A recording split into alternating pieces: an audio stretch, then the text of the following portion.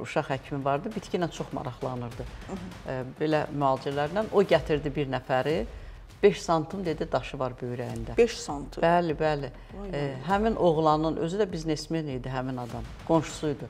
Üzü nə rəngdə idi? Deyərdim ki, belə qaramtıl, yox saralmış yox, göy qaramtıl belə rəngdə idi.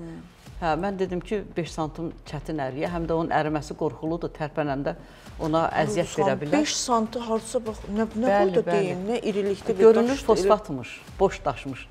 Mən dedim, dedi, yox, mən özüm, sən qorxma, ver, mən nəzarət edəcəm ona, qonşumdur, ağrısı olsa iynəsini vuracam və yaxud çatdıracam, yəni təcili yardımla xəstəxanaya.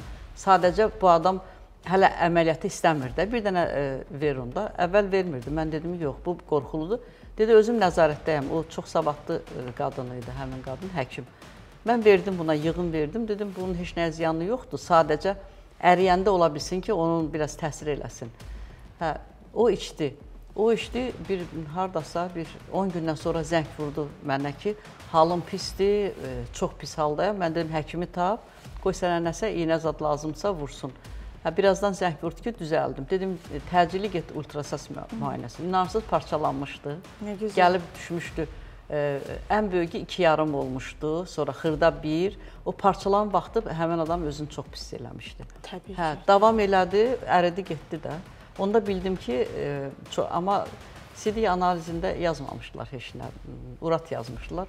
Çünki urat elə tez parçalana bilməzdi.